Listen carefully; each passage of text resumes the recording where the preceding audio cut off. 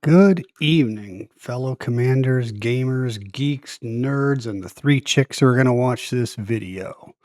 My name is Commander Daddy O from the League of Carnage Racing channel. And I know this is supposed to be a racing channel, but I kind of went and signed up for the Distant Worlds 3 expedition that leaves Sunday. And I'm going to be gone for about 3 months, just off exploring with a gang of dudes. Anyhow, it's it's a pretty good expedition, but what I thought I would do is, a lot of people that are going on the expedition, and even a lot of people that are staying behind, have never done exploration. They don't know enough about it yet. They want to get their feet wet, and there's pitfalls, there's things you got to worry about, a lot of stuff to learn. So what I'm going to do today is do a guide on how to do exploration, and this will both cover the mechanics of how to do it, as well as some of the philosophy behind exploration. So let's get started. First thing you do, you arrive at a new system, you honk it with the D scanner.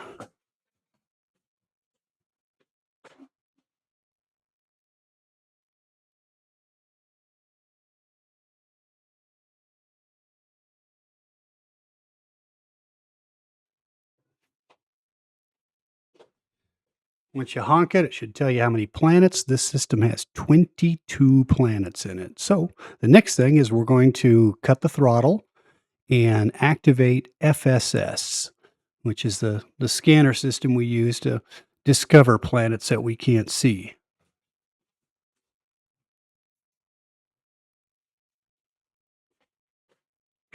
So this is FSS.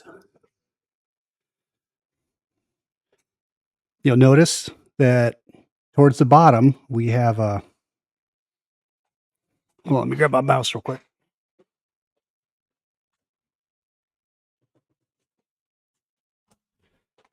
You'll notice at the bottom, there's a scanner, and it says filtered spectral analysis underneath it. And above that, you'll see what looks like an EKG reading, like someone's having a heart attack. With that area, that tells us exactly what kind of planet. An experienced explorer can look at that and tell you they're all icy planets. Just at a glance, they're all icy. Not a single one of them's worth a damn. It's all icy planets. There's no gas giants. There's no asteroid fields. There's no ELWs, no water worlds, not even metallics. They're all ice balls. Every one of them's a snowball. Maybe you have a couple of rocky ones in there. I think there's some rocky ones over on the left. That's what you can tell once you've learned how to use this thing. So the first thing you do is you set your scanner in the range, you start moving it around, and you're looking for glowing points like that one right there. Now you come on over here. If you don't get a solid round circle, it means you're off. You got to adjust it back.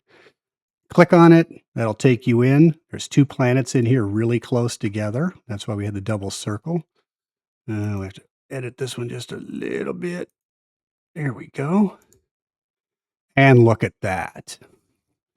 It is a ball of ice, basically. No special features listed, nothing up in the top right-hand corner. It'll tell you if there's any kind of features. It'll tell you if there's special resources. I mean, now you can go down to this planet if it's landable, and you could probably find some stuff on it, find some basic materials. But if it doesn't say features, you're going to really have to work for your lunch to find stuff. But if it tells you that there are sites down there, then it's a good planet to go down and look for mats. So we go back. Let's go back to that other one that we were looking for. Same thing. We have to tune it up just a little bit. Boom. Look, another icy planet. These were previously discovered. Ooh, wow. And if there's no more right here in the immediate area, we back out and we just keep doing the same thing over the entire thing. If you don't see a solid circle, you're not tuned properly. Zoom on in, just keep looking, looking, looking, looking. Look, another snowball. Actually might be rocky, but No features, nothing special about this planet. So let's see if any of these might have resources. Nothing special. And you do this until you run out of planets.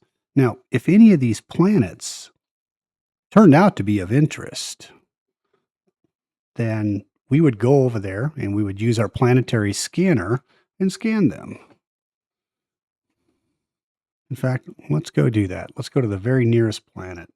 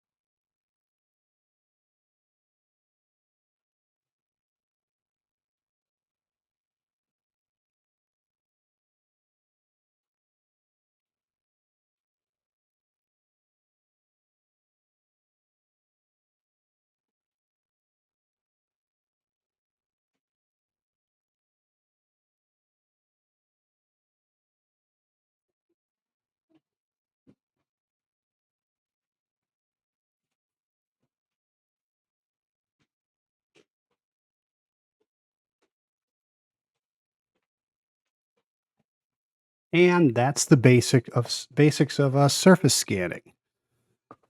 Now, before anybody writes in hate mail saying, "Wow, you're really terrible at that," that actually was probably the worst surface scan I think I've ever done.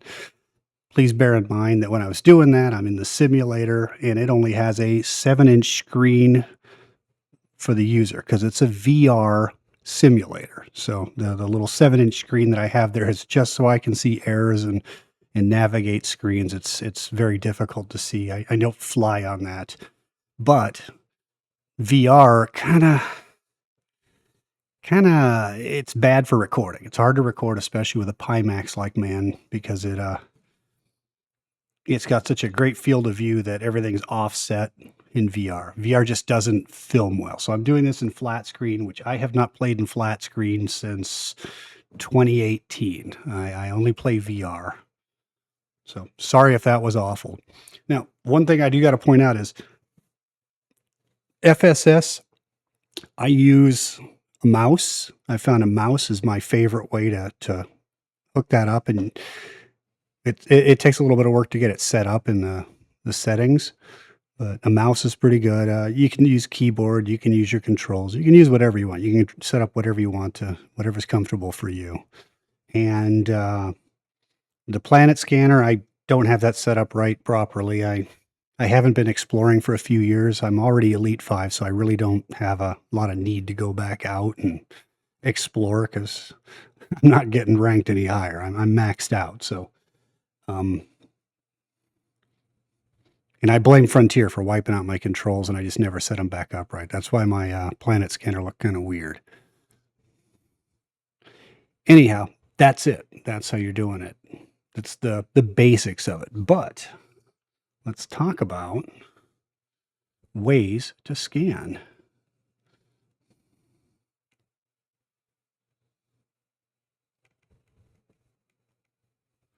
Okay. There are two techniques for exploration. The first one is when you're en route, you're on your way to something in the black.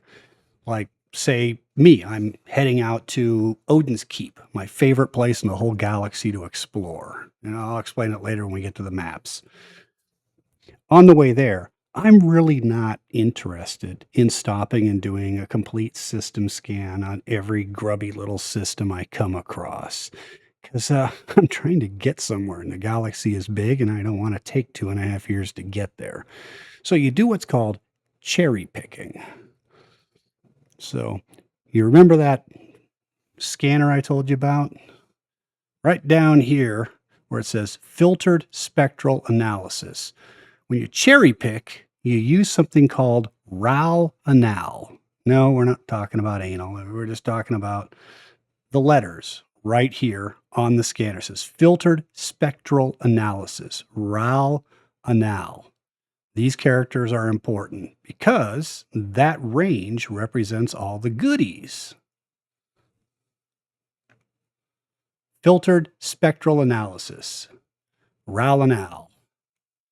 That's why it's valuable, because and it actually doesn't start, the zone doesn't really start until the very end of the R. So if you see pulses right here on the edge of the R, it could be something. So from here to about over here, that's Earth-like worlds. If you see ticks, you see those pulses in that zone, yeah, baby, you got an ELW. You have an Earth-like world. That thing, you're going to want to go down to it, surface scan it, and then turn it in, because that's like in exploration, this is the highest payer right there, or one of the highest payers. The next one over, right about here, these are ammonia worlds, and they're worth almost as much as ELWs. And they're also popular with the Thargoids because they're stinky animals and like ammonia. The reason that they make ammonia worlds valuable in this game is because ammonia is it's kind of the basis for amino acids from whence we are built. So they're potential life harboring planets, I guess. They're early. They're like our planet, but way before it was habitable or terraformable. So they're like potentials. They could be a living world someday. And then the next section here is water worlds. These aren't worth as much as the other two, but they are still worth something and they're still just as brag-worthy. There's nothing like being able to tell your friends, yeah, I found 60 ELWs and 30 ammonia worlds and hundreds of water worlds. And literally, I found hundreds of water worlds. And the last category over here is actually kind of rare. They're called water giants. Not gas giants, but water giants. They're kind of rare. You don't find them very often, but they're not really worth anything. They're worth about as much as a gas giant. Gas giants are not worth the effort to cross the street to go over to them. Unless you're mining or you're looking for a fight club, gas giants are really not worth much. You get a couple hundred credits for them. Sometimes they have life on them. That's cool. You find them with water-based life or ammonia-based life. Yeah, that's neat and cool and nerdy and all, but it really doesn't do anything. So when I'm cherry picking, what I do is I pull into a system, I honk it, I pull up the FSS, and if I see any signals in the Rallinow range, then I'll go ahead and conduct a full FSS scan. I will go and parse that whole system. And then I will go and I will surface scan every one of those planets in the Rallinow. And that's how you maximize your time. You maximize your revenue is by getting a surface scan, and you get discovery on them. So, and that's how you do it when you're traveling, when you're, like I said, cherry picking. Why did that zoom in?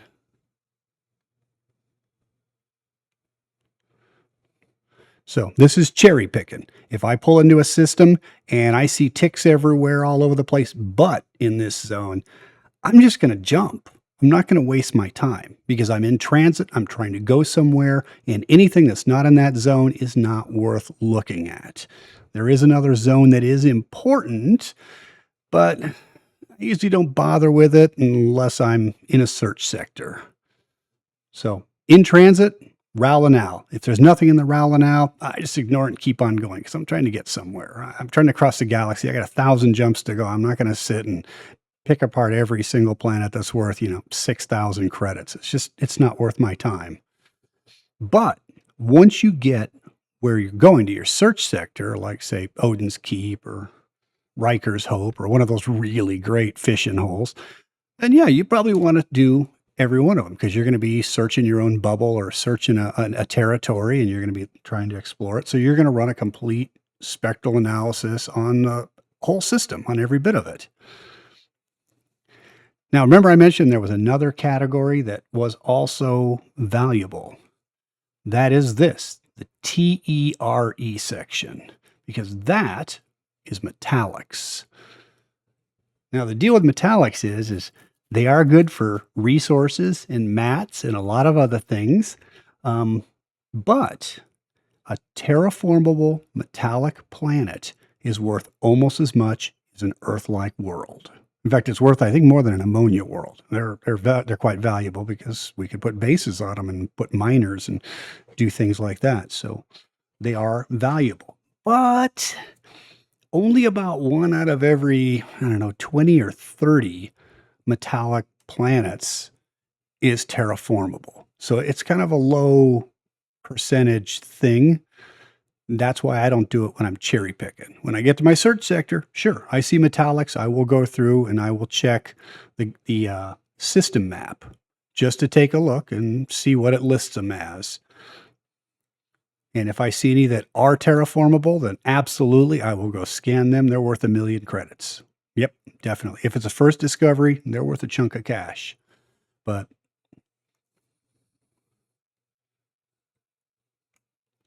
let's talk about minimum equipment.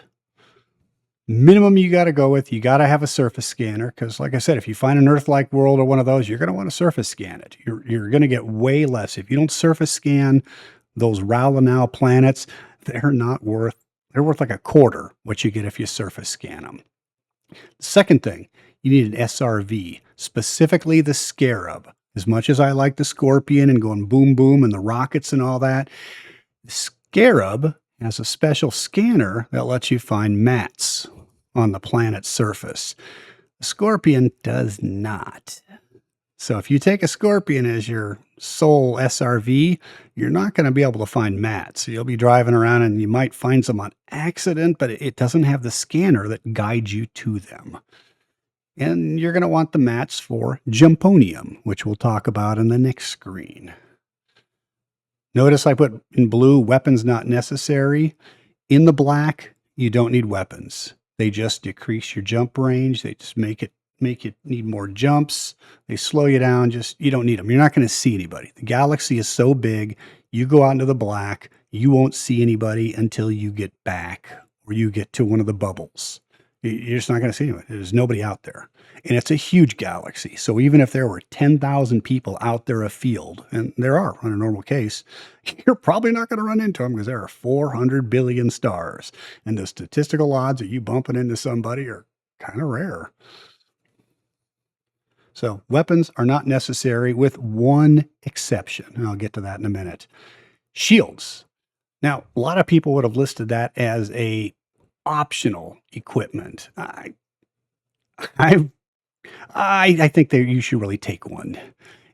To me, it is foolhardy to go out into the black without at least a small shield pack because things happen. You're trying to land on that planet to claim that first footfall, and you weren't paying attention, and you didn't notice that. Ooh, it's kind of got high gravity, and you come screaming in too fast. Without shields, you'll bounce once and blow up. And when you die out in the field, you lose all your exploration, and that might be anything from millions to billions. And yes, I have seen people lose billions. And they cry about it on Reddit and, oh my God, I lost all that money. But we'll get to how to deal with that also. So I would say shields. You really want to take shields. You are hell and gone from anything when you're out in the black. If you're lucky, you might be within 15,000 light years of one of the DSSA carriers. But otherwise, you're way out there. So take shields. Maybe your jump range, you can't get that super long jump range, but you know what? You won't get the rebuy screen. So one or the other. You want that jump range, you want that rebuy screen. I'll take the limited jump range. Optional equipment. I listed a fighter bay. Remember I said no weapons are not necessary? The fighter bay is just for fun.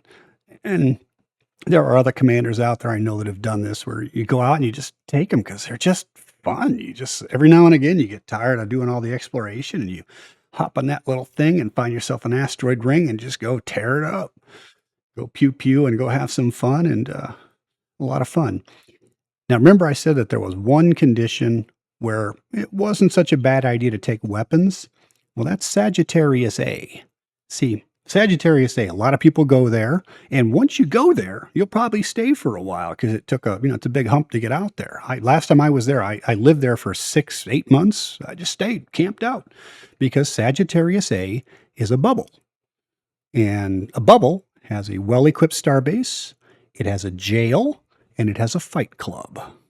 You people call them resource sites, but I call them fight club because 24/7 you go down and find yourself a nice little Donnybrook to get into. But in Sagittarius A, they don't sell fighter bays. They also don't sell size 4 weapons or autocannon specifically. I don't know about the other size 4, but they don't sell those there. So if you go and you happen to have a fighter bay and 4X weapons, well, you'll have a slight advantage over the local. Only the military has those things. Everyone else, no one else has it. Unless they brought a fleet carrier, you'll be the only guy at Fight Club with a fighter bay. And it's a lot of fun to play with a fighter.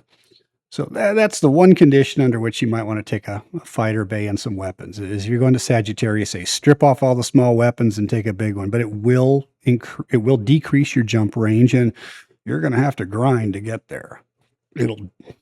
Those two items will probably almost double your jumps to get to Sagittarius A. But if you're going to stay in Sagittarius A for a while, hey.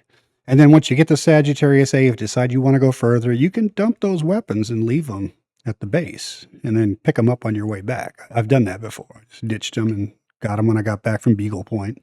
They'll be there forever and ever. Next thing that's optional but highly advisable is a repair limpet panel. And you want to put in the smallest panel possible. You don't want the big one. You want a small one because, again, The weight is held against you. It ruins your jump range. You hardly need them, but every now and again, you need them because those repair your hull. And there will be times, like I said, where even if you hit the ground hard enough with shields, it will still cause damage to the ship. And you're 15,000 light years from help. You're way out on your own. The limpet panel is important. See where I put the asterisk there? You'll also need a cargo hold that'll hold at least 3 limpets because, you got to have limpets. You have to have room for the limpets, otherwise you can't use the limpet panel. What you want to do, though, is you don't take limpets afield with you. They weigh 3 tons. They'll slow you down. They're the same as cargo if you take them. So when you get there, if you need limpets, manufacture them. And we'll go to that area in a little while when I show you Jumponium. So you just manufacture them. If you damage your ship or something, you're out there, then sculpt yourself 3 limpets, let them loose on your hull. Get the smallest one. AFM unit, a small one, just one. Okay, I thought that this lore, the thing about having one AFM, which is automatic field maintenance unit, I thought that the whole idea of having a field maintenance unit and then having another field maintenance unit to fix the first one, that was this whole thing that people were convinced was something you had to do way, way back in like 2014. It was something to do because there were no DSSA carriers and, but that time is gone. And I thought that people had gotten over that and they weren't doing that stupid shit anymore. But it turns out they still are, because I just bought my brand new ship the other day and I'll be damned if it didn't have 3 AFMs on it. Straight from the factory. That was a Stellar unit. So I threw 2 away and kept 1. All you need is 1, and you want a small one. The reason that you don't want a big one, a lot of people say, why don't I just put the big one on there since they don't have any weight? There's no penalty for putting one on there. Well, there is. Because when you build a spaceship for long distance, they're called min-max. You're going to either max out one component or minimize the other as far as you can go. And one of the things you cut into first is the power supply. Automatically, you downgrade the size of your power plant and your power distributor. You make those small. So for a unit like an AFM unit that you're only going to use maybe every 50 jumps, you really want a small one because it's going to suck power. You put that big one in there and now you have to have a bigger power unit. But you don't want that. You want this thing to be gutted. You're running on just the absolute core power when you're doing it. So get a small one, just one. That's all you need. You don't need more. All that people telling you, oh, you need one to fix the other one. No. And lastly, a Guardian FSD booster. These are really nice to have. You do have to go to a Guardian World and quest for them. And it is kind of there are videos on it that show you how to do it. It's kind of cool. The Guardian bases are way cool.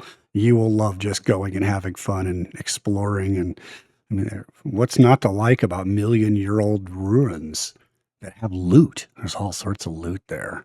So by all means, you should do that, and you should watch the videos on how to obtain the FSD booster and go get yourself one. I did not for a very long time, and it kind of hurt. It makes travel kind of grindy. It does add quite a bit of boost to it. So those are the optional and those are the minimum. Let's go to the next screen. Now let's talk about Jumponium.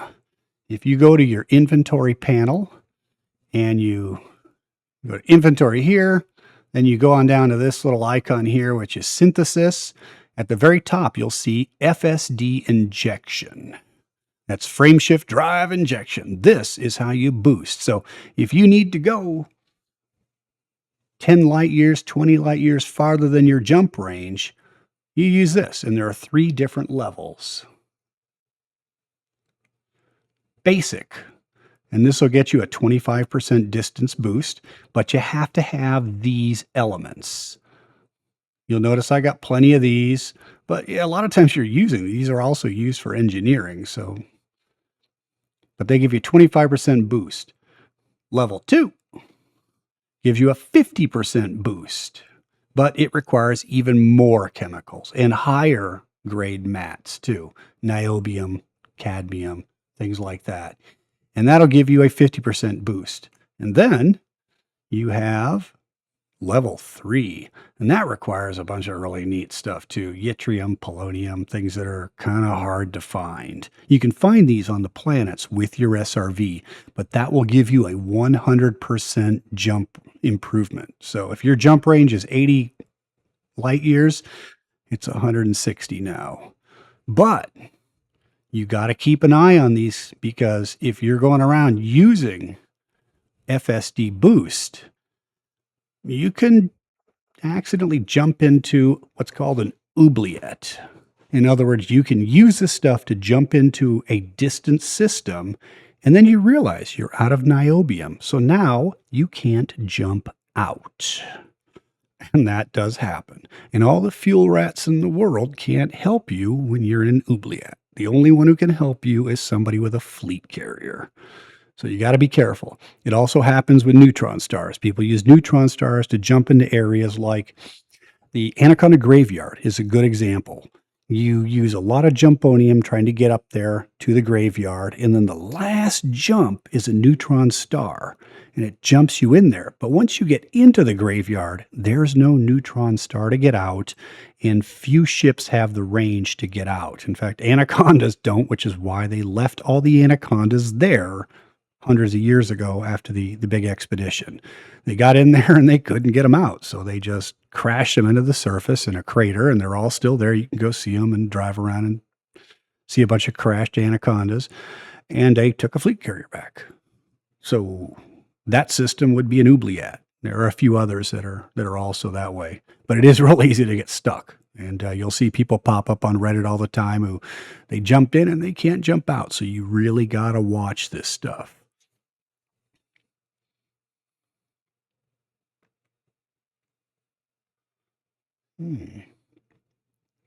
So now that we've seen jumponium, let's go ahead and, oh, I almost forgot to mention, there is also neutron star scooping and dwarf boosting. You'll learn to tell the difference between a neutron star and a white dwarf. A white dwarf gives you kind of a little bit of a boost. A neutron star gives you 4 times your jump range. So if you've got a ship that'll jump 100 light years, you now have a 500 light year jump range. And the new Caspian is specifically designed to use neutron boosting to go that far. It'll do 500 light years if you really tune one up and strip it down and min-max it. It'll go. You get that thing on the neutron highway and you can fly, assuming you don't run out of gas. Because remember, when you're neutron scooping does not fill the gas tank. It just fills the boost. So it's real easy to run out of gas when you're neutron scooping. Be sure to keep an eye on that fuel tank. Keep it full as much as possible. Because, yeah, you can get stuck. You'll be calling the fuel rats outside a Beagle Point or wherever. And, yeah, they'll come and help you, but you really don't want to have to call the fuel rats. They're really awesome dudes, but yeah, you don't want to have to go through that. So there was a couple other things I was going to talk about in exploration. Remember I mentioned how people tell you, oh my God, I lost all this money and I was exploring and I came back to the bubble and I got ganked. This is the bubble down here. In fact, they said, oh, I came back to the bubble and I got ganked and I lost 1 billion credits worth of exploration data. Well, don't do that. Because, where is it? You see these? Most of these are DSSA carriers. DSSA Four Corners, DSSA, they're fleet carriers. They are permanently stationed in these locations throughout the galaxy. And you should be making use of them anytime you come across one.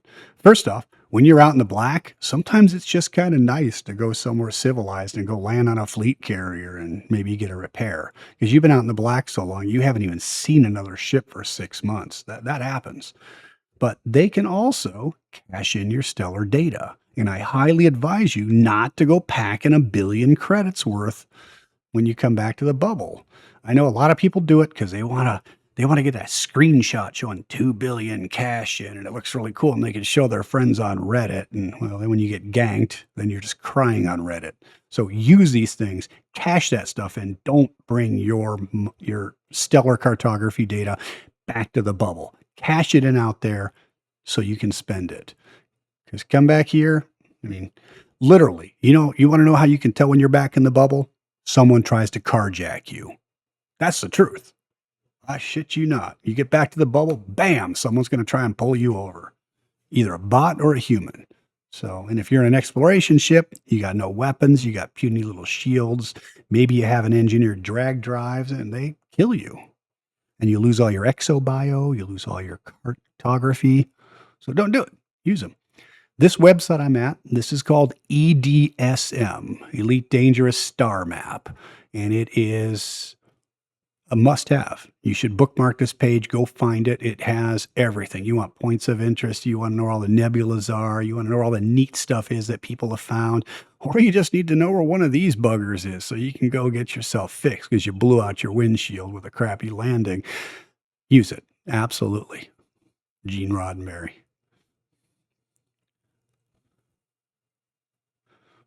And let me jump off of it a little bit here.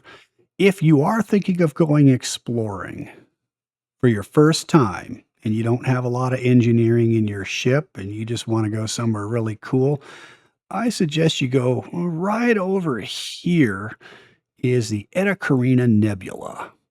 And in it, there are 2 or 3 Guardian sites. And a lot of planets, a lot of exploration. It's really neat. And it's kind of in our backyard. It's really not that far apart, not that far away. So if you're looking for something to get your feet wet in exploration, I would head out there. It's great. It's nearby. You can go check out the Guardian sites that are, like I said, they're totally cool. You're going to enjoy them. Now, another question people have is, how much jump range do you need to explore? First time I went out into the black, I only had a 14 light year jump range.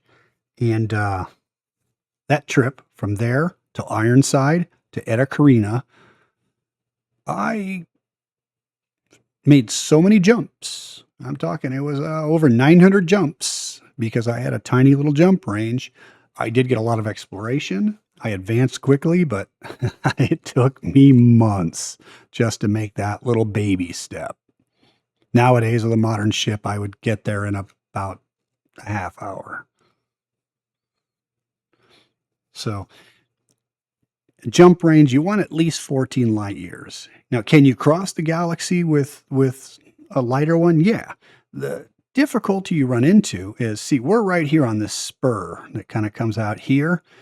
Next to us on both sides are expanses. And the stars get few and far between in that region. So if you're going to go through here, you may have trouble with a short jump range. You will have to pick your trail all the way there, or you're going to have to go up the arm this way and then join. Once you get up here, the stars are so close. So close. I'm talking star systems that are 0.3, 0.4 light year apart. That's why I really like them. Let me close this and go to another page.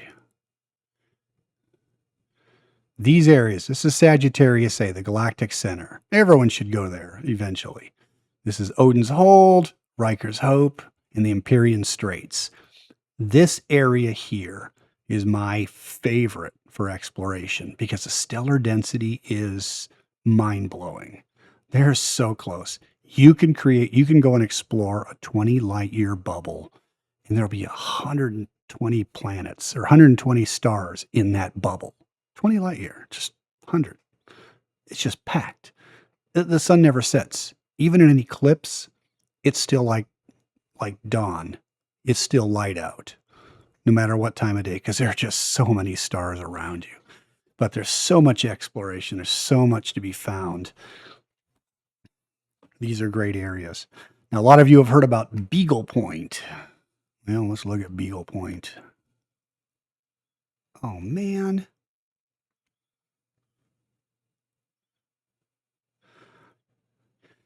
Now, the reason that you want that long jump range that everybody's always trying to get is because once you get out into these areas, the stars start to get pretty far apart and you start having to pick and choose and jump. And by the time you get to Beagle Point, you're jumping from lily pad to lily pad. And then once you get beyond Beagle Point, you can go about 800 light years past Beagle Point with a ship, a little more with a carrier, I think.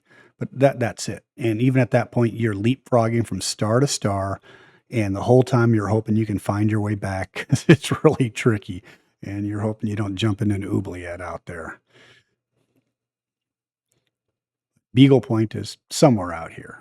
I think it's on the last map, actually.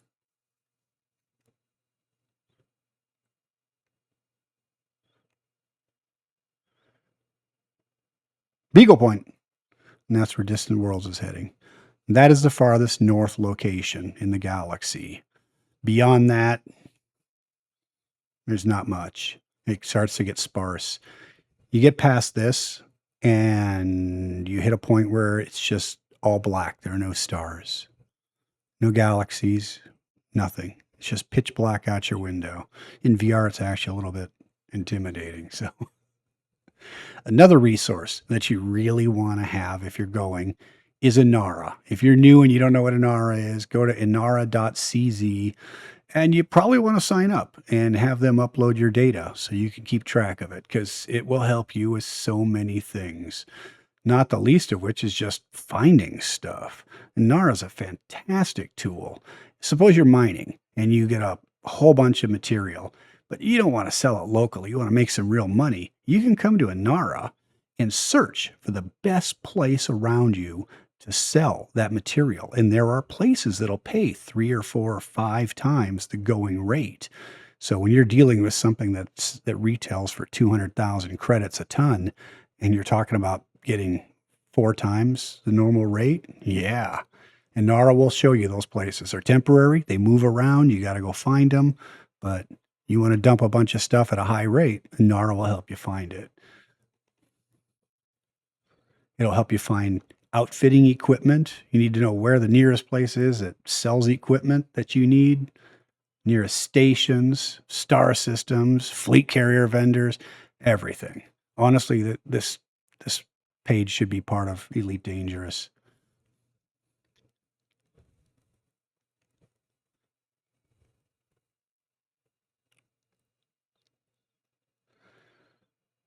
So, in summary, ideally you want about a 20 light year jump range minimum before you go out. If you don't, it's going to be grindy. You're going to have to work for your lunch, and it's going to take you a while to get anywhere. So, if you're new, the first thing you want to do is rack up at least 5,000 light years, I think is what it takes to get access to Farseer. Once you get to Farseer, you can start engineering your engines, your FSD for increased range. But you need mats for that. You need 3 different types of mats to engineer. You need electronic, you need fabricated or manufactured, and then you need raw mats. But by all means, while you're learning the ropes, you should be trying to engineer. So definitely the first thing you do is get in to see Farseer. And then you can get around. And there are things out here that are incredible. First time you find an Earth-like world, you're going to be pretty happy. You'll be pretty cheesed. They're pretty neat to see. So I think I covered everything I was going to cover. Let me see. Whoops. Make sure I don't click on my bookmarks. I don't want to scare anybody, give them PTSD. So remember, EDSM.net. Bookmark it. And also, if you're doing EDSM, you may want to sign up and upload. They have an app that you can install on your system that automatically uploads all your data to EDSM. And from there, it's also shared with Inara. So one of the things that makes the Inara database so great is that it gets data from different parts. It gets it from you, it gets it from EDSM. That's how they track it. So if anything ever happens to the servers, if Frontier goes out of business and we have to prop up a server someday to keep the game going, the data that's in Inara and EDSM would mostly repopulate the galaxy. It would happen. But yeah, it tells you a lot. You can look up a lot of stuff in here. So with that, I think I covered everything. Oh, wait, I had one question here. Someone here wanted to know about scanning gas giants. Yes, you can scan gas giants, but there's no real, you don't get anything really for it. And most gas giants take a lot of scanning. The planets that you tend to scan, you can usually hit them with like 5 probes, tops, and you clean them up real quick.